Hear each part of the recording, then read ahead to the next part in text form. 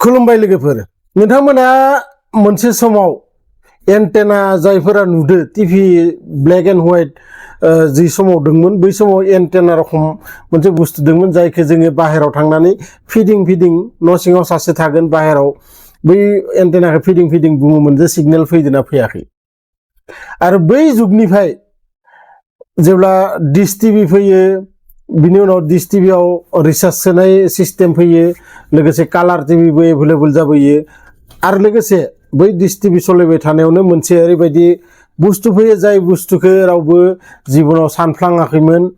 आरो बै बुस्थुआनो जाबाय मबाइल आरो बे मबाइलाव गासै दुनियायाबो हाबजोबनानै दङ नोंथांमोना साननो हागौ जे आजिखालि टिभि खोब खम जालांदों मानोना बै मबाइलानो गासिबो बेयाव जि चेनेल नांगौ माबा नांगौ गासिबो बै मबाइलनि थ्रुयै नुयो आरो लोगोसे दुनिया खानाव नोंथांमोना माब्लाबा सानदोंमोन नामा जे इउटिउब फेसबुकनिफ्रायबो माब्लाबादि फैसा खामायनो हागोन होननानै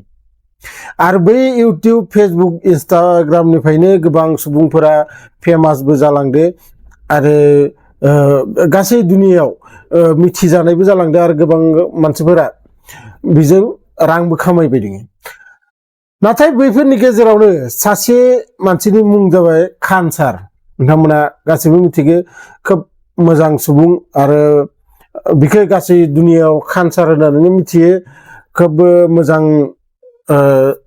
टिचार लोगोसे ससियेल वर्कार कुनु पलिटिक्सफोरखौ बिथाङा मोजां मोना बा कारेन्ट एफेयारफोरखौबो बिथाङा भिडिअ बानायनानै दिन्थियो नाथाय गासै मोजांनि गेजेरावनो मोनसे फिसा गोरोन्थिया माबोरै सासे मानसिखौ दिनै खैफोदाव खोलैनो हागौ बेखौ बै खानसारनि केसनिफ्राय नोंथांमोना मिथिनो मोनगोन साननैसो सिगां बै खानसारनि जि कचिं सेन्टार दंमोन बै कचिं सेन्टाराव गावलायलायनाय जायो आरो गावलायलायनाया ओरैबायदि जायो एक्सुवेलि खोब दावराव दावसि जायोमोन आरो बै समावनो बै खानसारनिनो गार्डआ मोननै गुलि गावना होयो आरो बै गुलि गावनायखौनो खानसारा भाबिदोंमोन सोरबा बाहेरनिफ्राय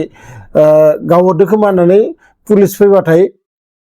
पुलिसनि सिगाङाव बाहेरनिफ्राय गावदो होननानै बियो खोन्थानानै लायो नाथाय उनाव मोनसे भिडिअ खोब भाइरेल जायो आरो बे भिडिअ जाबाय बै खानसारनिनो जि बडिगार्ड दंमोन बै बडिगार्डआनो गावनाय गुलि मोननै बेखौ माने सासे गथ'आ भिडिअ खालामनानै भाइरेल जाजोबो उनाव लोगो लोगो सुबुंफोरा कमप्लेन खालामो जे खानसारा गावानो गाव होनानै गावा मालायखौ मानो दुसि होदो होननानै मानोना खानसारनि जि कचिं सेन्टार बिनि खाथियावनो आरो मोनसे कचिं सेन्टार दङ आरो बै कचिं सेन्टार मोननैनि बिगोमाया जाबाय खानसार आरो बै गंसेयाव गुबुन सासे आरो सानैनिबो गेजेराव रिलेसना मोजां नङा बेनि थाखाय खानसारा एफआइआरआव लिरदोंमोन जे बै सासे कचिं सेन्टारनि बिगोमाया गावहोदो होननानै नाथाय जेब्ला भिडिअआ भाइरेल जायो भाइरेल जानायाव खानसारखौ पुलिसा आरो सोंफिननायाव बुङो जे आंथ' मिथिया इ गावदो होननानै आरो गार्डखौ पुलिसा एरेस्टबो खालामो दा बेनि थाखाय गोबां दावराव दावसि बिहाराव सालायगासिनो दङ नोंथांमोना खानसारखौ माबायदि सानो बेखौ कमेन्ट बक्सआव लिरहरबानो जाबाय आरो लोगोसे खानसार बायदि सासे ससियेल वर्कार आरो रावखौबो गिया बियो बिहाराव फ्रियै मोनसे हस्पिटाल खुलिदो जेराव माने सरकारा दिनैसिम बेफोरबायदि आधुनिक मडार्न हस्पिटाल खुलिनो हायाखै इमान मोजां मोनसे हस्पिटाल खुलिदो बेबो फ्रि गोरिब गथ'फोरखौ खोब खम राङावनो बिथाङा इडुकेसन होयो आरो किसुमानखौथ' फ्रियावबो बिथाङा फोरोङो गतिके बेफोरनि थाखाय खानसारखौ साबायखर आरो दिनै नोंथांमोना मिथिगौ जोंनि हादोराव धोरोमनि पलिटिक्स खोब जाबाय दङ आरो बै धोरोमनि पलिटिक्सआवनो दिनै खानसारा गोलैनानै दङ जेराव खानसारनि नामखौ नोंथांमोना जायफोरा मिथिया बेखौ खानसार होननानैनो गासैबो एक्सुवेलि मिथियो नाथाय अरिजिनेल नामा जाबाय फैजल खान आरो बै फैजल खाना दिनै गावनि नाम आरो धोरोमनि थाखाय बांसिन माने दापायनानै लाखिनो गिदों बिखौ आरो बे केसाव फासायनानै जाहाथे बिखौ बिनि कचिं सेन्टारखौ बन्द खालामनो हागो बिनि थाखाय गोबाङानो नाजाबाय दोङो मानोना फैजल खाना सासे मुस्लिम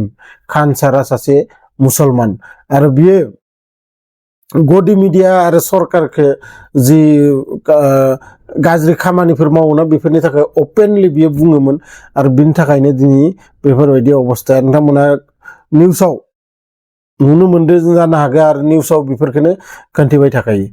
लोगो मोनगोन बिदिनो इनफरमेटिभ भिडिअ लानानै नेक्स्ट भिडिअ अब्लासिम गोजोन्थों।